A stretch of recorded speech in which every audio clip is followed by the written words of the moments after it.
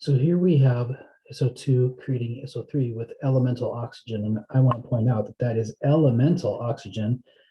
Oxygen is diatomic, and that's the elemental state. And that's going to be key here.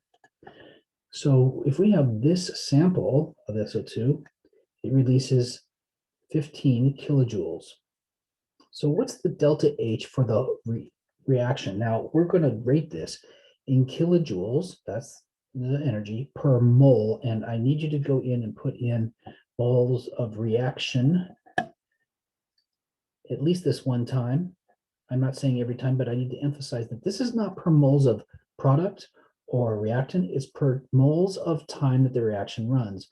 A mole is a number, and we can run this reaction any number of times. We can run it 1 time, 100 times, a billion times, 3 billion times, or a mole of times. Now, if we run this reaction once, we need 2 of this and 1 of those, and we make 2 of these, right?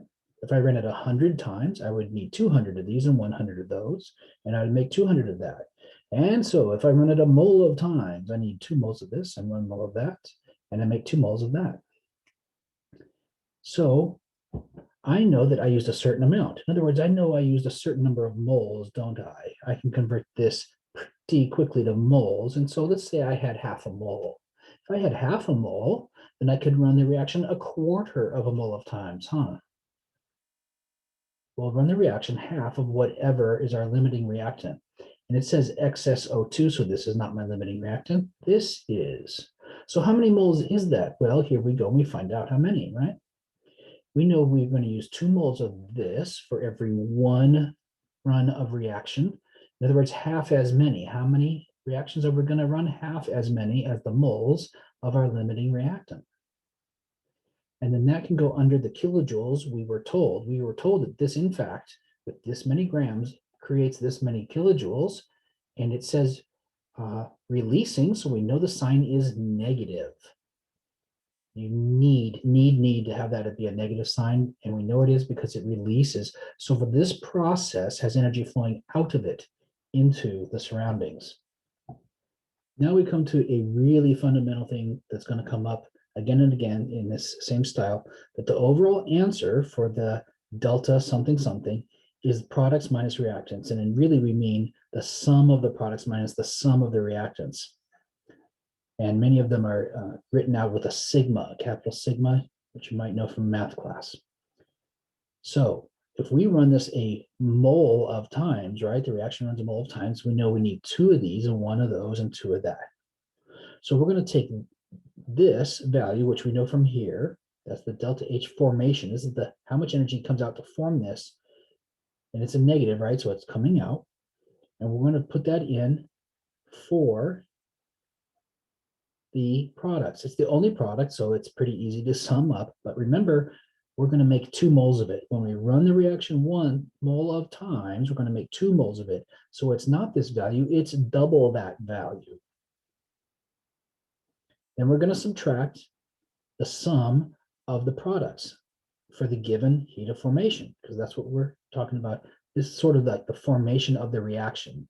So we're going to use the heat of formation for the products minus the heat of formation of the reactants, except we're going to add them up, except also we have one more little wrinkle.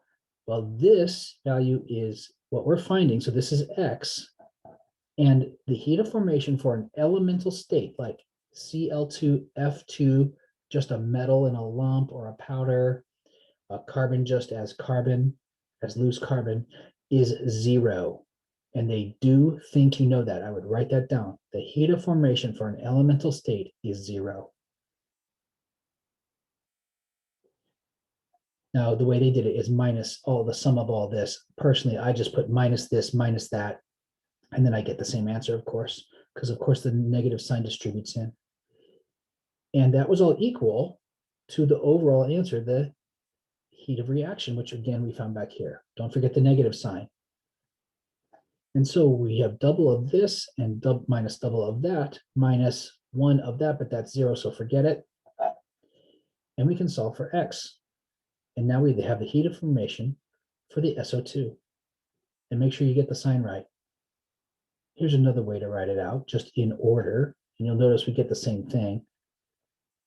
This is the negative of the reactant and the negative of the reactant. And don't change the sign of the product. So I didn't change the sign, but I did have to double it. This is minus, but of course it's 0. And this is minus the reverse sign of double of whatever this would be. So then we can solve for x, and we're going to get the same thing.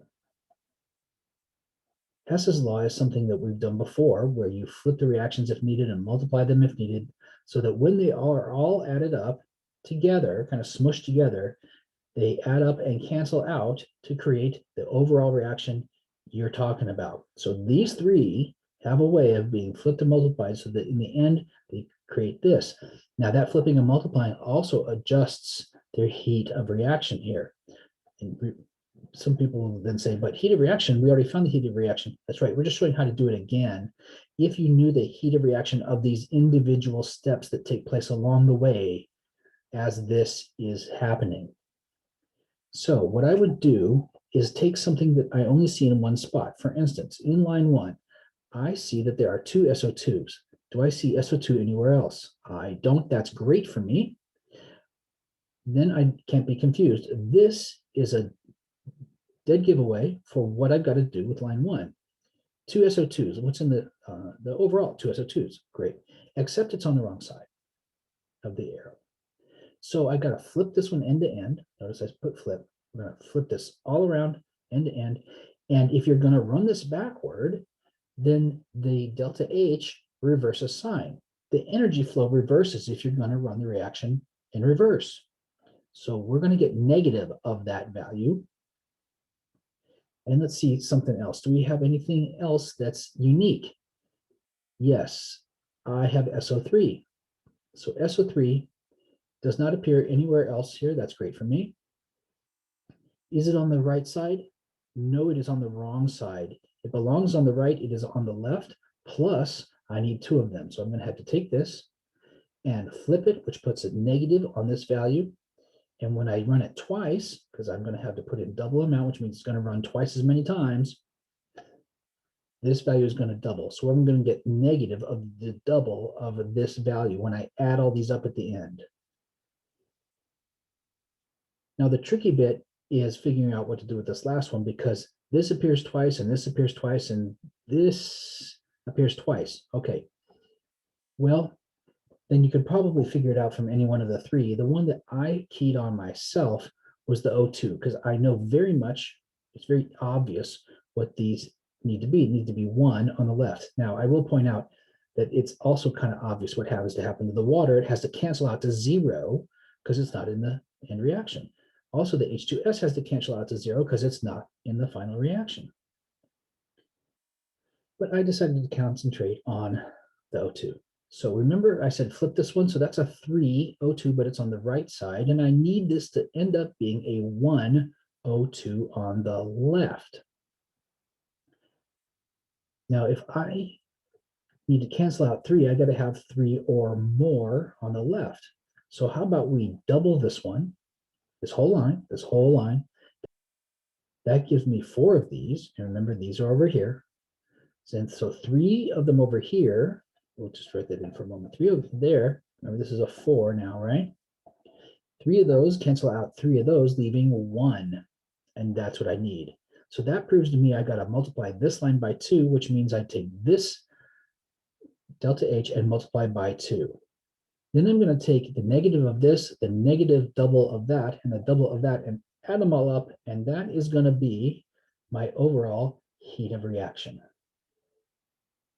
The bond energy approach, it does have some difficulties because what you end up working with is sort of an average bond energy, and that's not always exactly what you're working with for real in your chemicals. So it turns out that we get a slightly different answer, actually a really noticeably different answer than when we did it at the top of the paper. But I just want to illustrate the idea of what to do, okay? So we're gonna have SO2, 2 SO2s, plus O2 makes 2 SO3s. And I would write this down very, very much that when you break bonds, you have to put energy in. And when you create bonds or form bonds, you get energy out. And that is really fundamental. I would write that down and highlight it in 3 colors. So what do I have to do to get this reaction to happen? I got to break up all this, and then I got to form all this. So here's what we really have in SO2. So I got to break this and break that. So that's 2 of those, except I got to do it for the other one, because remember there were 2 of them. There were 2 of this. So I got to break 1, 2, 3, 4 of those. That's why there's a 4 here. So I'm going to have to put energy in of this value 4 times, and I got to put it in, so that's a positive. I got to put in this much energy to break all this up. The OO bond is rated at this, and I got to break that up. There's only 1 of those, so I'm going to multiply by 1, and I know the energy goes in, so that's a positive. So I'm getting a running tally here. And then I'm going to form 2 of this, right? And each one has 3 of those. So I'm going to form 3 and then another 3, which is 6. And I know that forming bonds releases energy. Energy flows out of the system, which is a negative sign. So I'm going to multiply this by negative and then a 6. And then I can add all this up. Now, I understand that that got a different answer than in A. And I actually went and talked to somebody about it. And they're saying pretty much what this is talking about, that this is just a rough idea of the number, because really you would have to account for the variances here, that these end up being slightly different than maybe other SO bonds, especially in this case. But we're just trying to illustrate how it works. You break up all the bonds that of the reactants, and that means energy in, all of them. Don't forget to multiply when needed, like there. And you form bonds of all the products, and that means energy out. And don't forget to multiply by the number of them that you're making. Then we can add up all the values and get the overall heat of reaction. This is a bit weird to talk about. This is potential energy, and this is the internuclear distance. In other words, the distance between the nucleuses, or the nuclei more properly, of these. So another thing I would write down is more energy released is more stable. And that is also a pretty fundamental concept, this whole chapter, and some others. So I know that this releases more energy when it's formed than this one. So if more energy is let out when I create that, doesn't it mean it has less energy to work with? It has less potential energy than that one. It's farther down. It has less potential energy left in itself, in its bonds. Now, we're not being asked to draw exactly the scale, but just that this one is lower than that one. It has released more energy when it forms. Look, releases more energy when you make it, and so it has less energy left. The other thing is that S on the periodic table sits right below O, which means it has another energy shell. It's using energy shell 3 for its valence electron shells, which means it's bigger, noticeably bigger than O. I did not try to make this exactly to scale, but it is bigger. Therefore, the distance between the center of the nucleus from an S to an O is farther apart than the distance between 2 O's. This is bigger. You just can't cram a big and a small thing together quite as well. It's like the center of a 2 racquetballs and then a volleyball and a racquetball. Which one has its centers farther apart? Well, this one does. And so, since this is internuclear distance getting greater this way, this one is going to sit right here. This one is going to occupy this spot where it has short internuclear distance, because these aren't very big by comparison, and it sits at a higher potential energy level because it didn't release as much energy.